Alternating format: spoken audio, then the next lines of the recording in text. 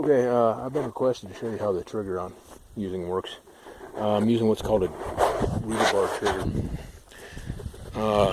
First of all, what's on the trap here? It's kind of hard to see. It's buried in the dirt here a little bit. You see this piece of rebar right there? It's kind of shaped like a J. There's two of them. It's welded to the trap.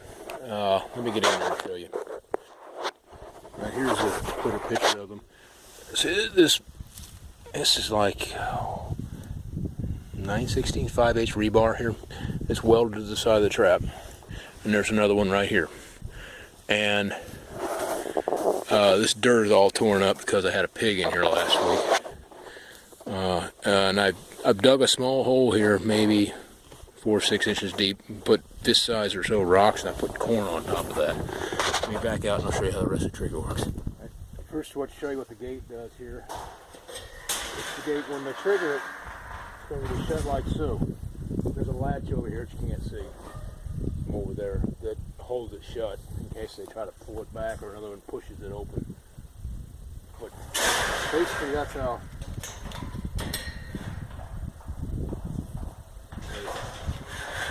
there's the gate open right now.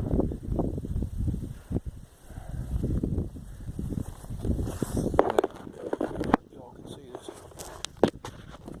this part right here, that's part of the trigger. This bar right here is going to be attached to a cable that holds up. So that there, see that?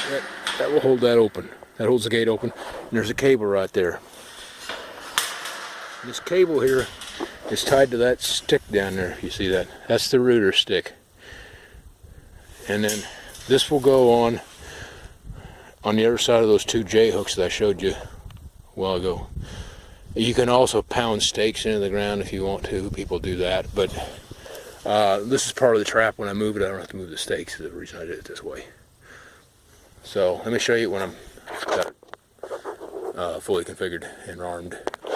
Alright, here's where that stick goes on there, and I have the gate propped open right now, so the full pressure isn't on there. But basically, they'll come in there and they'll be after this corn that's in these rocks in here, and they'll bump this thing off, and that will release it. Now this has a lot of tension on it, but the gate's not. You see again, there's where this right here. I'm pulling on the stick right now. If I release the stick, it will go like that. If that makes sense. It's got a lot of pressure on it when the gate's not propped open like it is now. So the combination of the force it takes to knock this off of there, plus the size of these rocks in there, most of your deer won't knock that off, and neither will your coons. So usually you just catch pigs in this. I think I've caught 2 deer in this one and 2 in my other one that's similar to this. Let me show you when it's fully configured. It's almost there. It's almost there. I just got to pull this stick right here is holding the gate open. Now all the force is on there, so right here is holding the gate open. It's connected through this cable down there to that rooter bar stick, and it's ready to go. So I hope that helps somebody. On this trap, I modified how it did the rooter bars.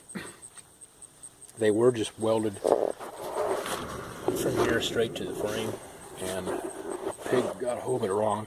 Excuse me. Goofy, and it broke one of them off. So I cut the other one off, and I ground them both flush with the frame, and I welded a nut, this nut here, straight onto the frame. And then there's just a bolt here that I welded the rooter to. And then there's the jam nut on there. So you screw the thing into the nut that's on the frame, and then you turn it wherever you need to and lock it in place with that jam nut. And if it gets broken again, all I got to do is re-weld that, or at the worst case, replace the bolt, you know.